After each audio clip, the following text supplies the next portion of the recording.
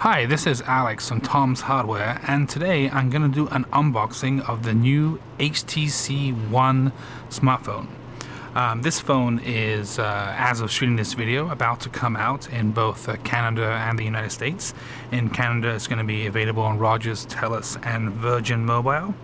And in the United States, it's going to be available on AT&T, Sprint, and T-Mobile.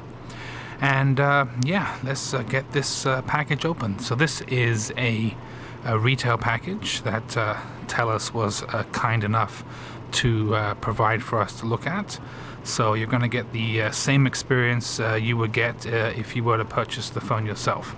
So before I crack open the cellophane and get a look inside the box, just go over the packaging a little bit here. Picture of the phone in the front. It's a very thin box and wide. And around back it has the specifications of the phone. So you can see it mentions that it's a Snapdragon 600 quad-core processor, and it has 32 gigs of storage and a 4.7-inch HD screen. In Canada, only the 32 gig model will be available, and it will only be available in silver, at least at launch.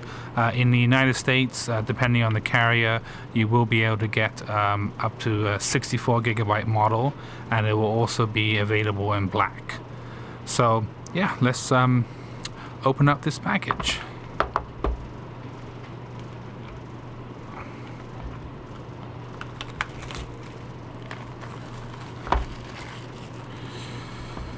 So it is the moment of truth. There we go. So yeah, there is a nice brand new HTC One, the same packaging you get when you get this from your carrier. So as you can see, it's the full aluminum construction, a beautiful looking phone. I'll pull this off in a second, but just give you an idea of what you get inside the box with the phone. So let's pull up this little lid here, and standard HTC USB charger and USB cable. I'm not going to bother opening those packages up right now.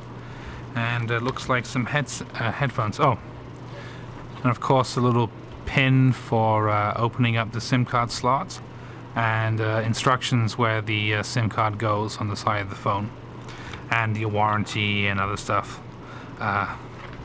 So let's just crack open these headphones, see what kind of headphones they are. Now the HTC One does have Beats audio, so I'll be curious to see if this is a nice set of Beats audio headphones.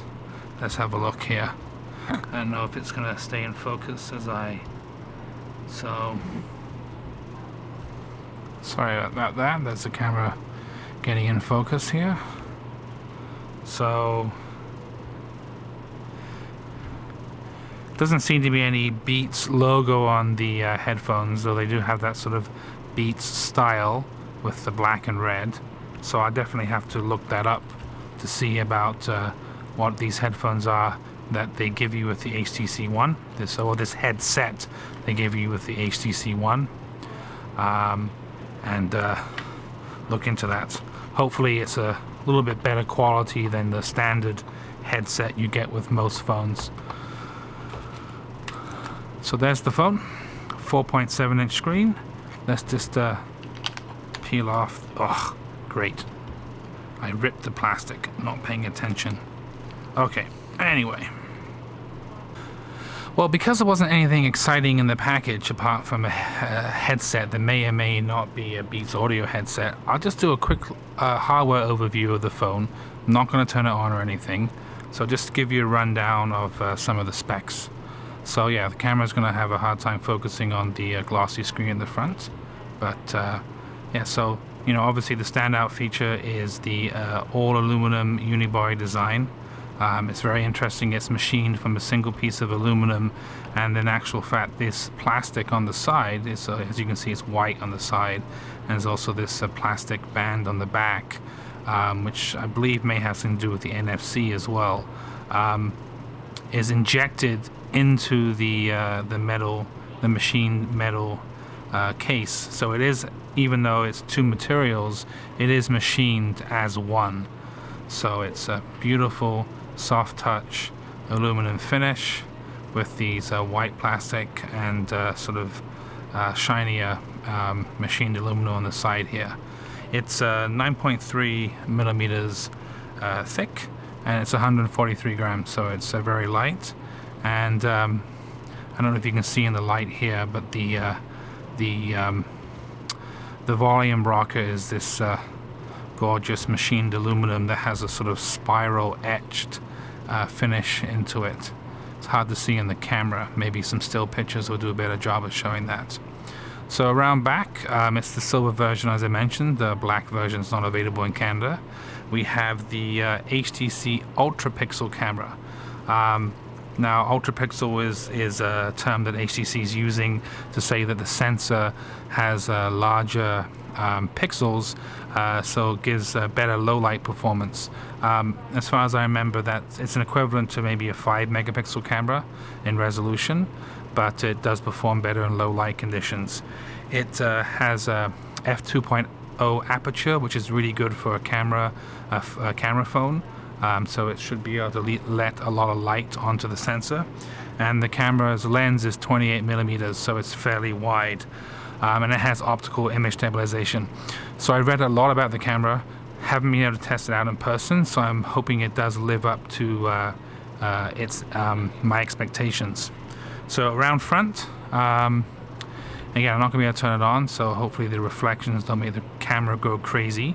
It's the 4.7 inch 1080p, and it's HTC's Super LCD 3 screen, so it has zero gap.